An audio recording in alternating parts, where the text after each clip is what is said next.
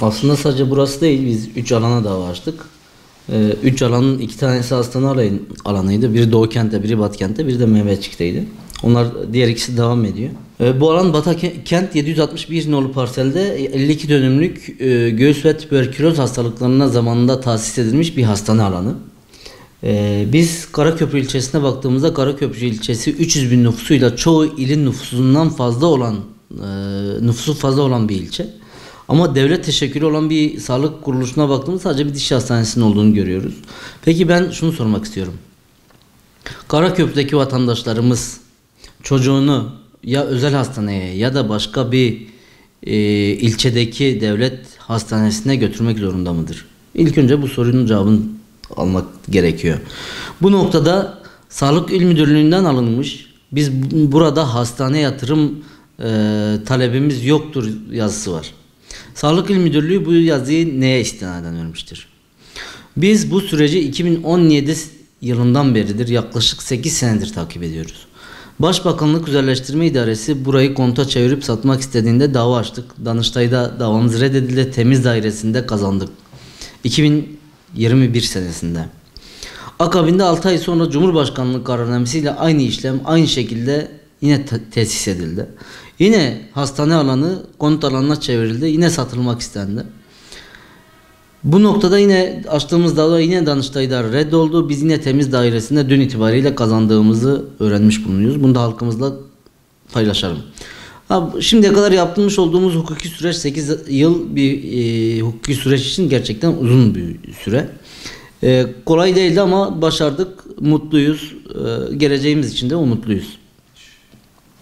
Bu noktada bundan sonraki süreçte bize düşen şey Sayın Valimiz Hasan Şıldak'ın, Büyükşehir Belediye Başkanımız Kasım Gürpınar'ın, İl Sağlık Müdürümüzün, Karaköprü Belediye Başkanımız Nihat Çiftçi'nin şehre, Karaköprü'ye özellikle bir hastane alanı kazandırmasıdır. Bu noktada Büyükşehir Belediyesi buranın imar planı tekrar hastane alanı olarak tespit etmelidir. Vali Bey Milli Emlak Müdürü ile görüşmelidir, Milli Emlak'la görüşmelidir. İl Sağlık Müdürü de buradaki yapılacak hastane alanının ödeneğini bulma noktasında çalışma yapmalıdır.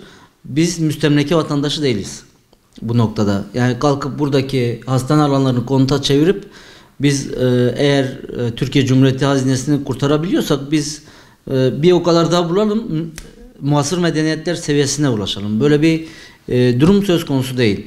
Ama Türkiye'de Urfa'daki kaynakların Urfa için kullanılması taraftarıyız. Bizim açtığımız dava hukuki nedenleri, dava gerekçeleri de genel itibariyle bu yöndeydi. Diğer tarafta sosyal donatı alanlarının eksiltilemeyeceği noktasında ve yoğunluk getiremeyecek şekilde imar planlarının yoğunluk getirecek şekilde yapılamayacağı noktasında imar kanundaki sabit maddeler üzerinden davayı yürüttük zaten. Biz üzerimize düşeni şimdiye kadar yaptık. Bundan sonra üzerine düşeni yapma görevi milletvekillerimizdedir, belediye başkanlarımızdadır, sayın valimizdedir, il sağlık müdüründedir. Bunu da halkımızın takdirine bırakıyorum. Şehrimizin hastane alanı ve yeşil alan olabilecek aynı bölgede okul eksikliğinin olduğunu da tespit etmiş bulunmaktayız.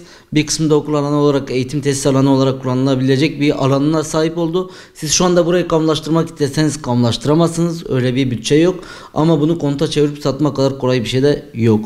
Bu noktada biz bundan sonra aslında iş kolaya döndü. Yöneticilerimizi, idarecilerimizi, ilin mülki amirini bu husus noktasında ellerini taşın altına koymaya davet ediyoruz. Yani Karaköprü 300 bin nüfuslu bir ilçe. Bir devlet teşekküllü hastane yok. Şu anda şehir hastanesi yapılıyor değil mi? Evet. Buraya mesafesi yaklaşık kuş uçuşu 12 kilometre. 12 kilometre şu anda Allah korusun birimiz kalp krizi geçirsek 5 dakika içinde tabii müdahalenin yapılıyor olması lazım. Hastalarımız öyle bir durumda yolda mı ölsün yani? Böyle bir şey mi? Halkımıza reva gördüğümüz uygulama bu mudur? Hedebal'in dediği gibi insanlığı yaşat ki devlet yaşasın bakış açısıyla hareket etmek bu olmasa gerek. Bu noktada yani imar planlarında bir yer hastane alanı, yeşil alan ve donatı alanı olarak bırakılmışsa bunlar alelade işte burası da hastane alanı olsun, bu boşluk böyle kaldı, bunu yeşil alan yapalım değil. Bunun donatı dengesi çerçevesinde planlarda belirtilmiştir. Bu dengeyi bozmadan şehrin geleceğine bizim saygı duymamız gerekiyor. Birincisi ne yapar? Şehri obezleştirir. Siz bir alanı biz imara açtığımızda normalde orada yaşayacak nüfus sayısına göre biz donatı alanı bırakırız. Kişi başı metrekare hesabı dediğimiz. Mesela bir ilkokul alanını kişi başı 0,5 metrekare, yeşil alanı keza yine 11-12 metrekare gibi rakamlarla orada 100 kişi yaşayacaksanız 100 kişiye göre donatı alanı bırakmanız gerekir. 1000 kişi ise 1000 kişiye göre. Bunlar bir hesaba göre daha önce bırakılmış alanlar. Siz kalkıp bu hesaba göre bırakılmış alanların donatı alanlarını alıyorsunuz. Yerine bir de ekstra bir nüfus koyuyorsunuz. Getirdiğiniz nüfusun donatı alanı da yok.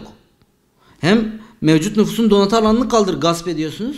Yerine koyduğunuz nüfusun da donatı alanını hesap edemiyorsunuz. Koyamazsınız yani.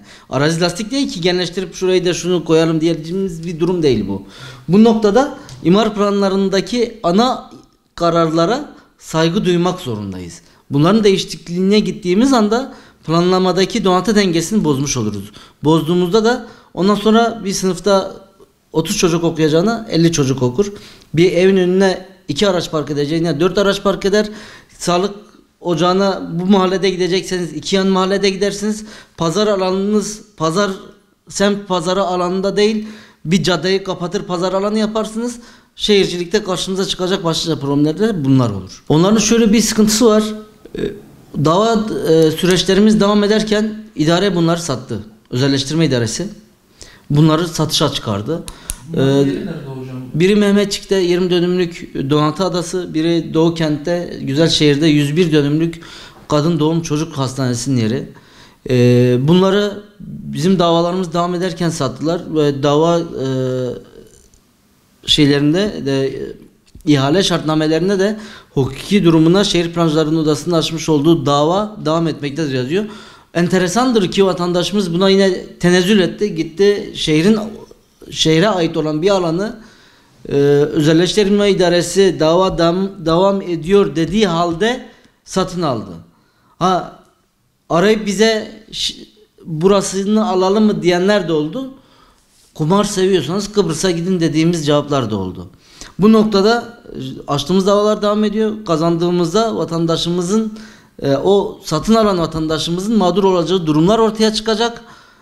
Bu noktada da yarın öbür gün kimse gelip efendim buranın imarını bizim özel mülkümüz artık değil, bu halkın malıydı, siz gittiniz bunu aldınız, buranın ederi 10 lira ederken siz 3 liraya aldınız, bunu bile bile yaptınız, kimse kusura bakmasın. Bunların hepsi temiz mahkemesinde kazanıyor. Danıştay 6. Dairesi çok enteresan kararlar veriyor. Diyor ne kadar planlama ilke esasları bu şekilde karar vermiş ise de diyor, kamu yararı gereği biz bunu reddediyoruz.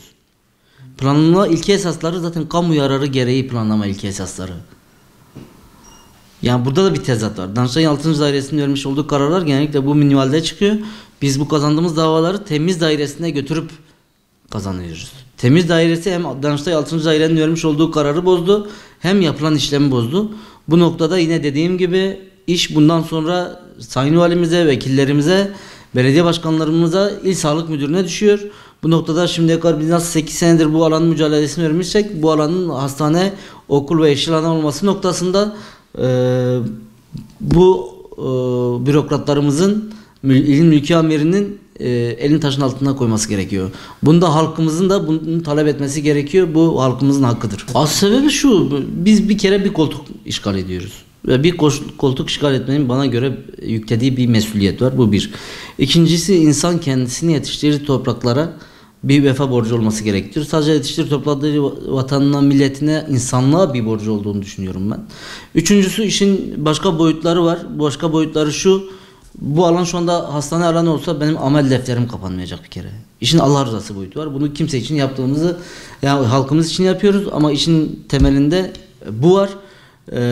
Diğer taraftan da bizim mesleki haklılığımız söz konusu olduğunda bizim herhangi bir şeyden imtina etmemize gerek yok. Çünkü bizim bir bağışımız yok.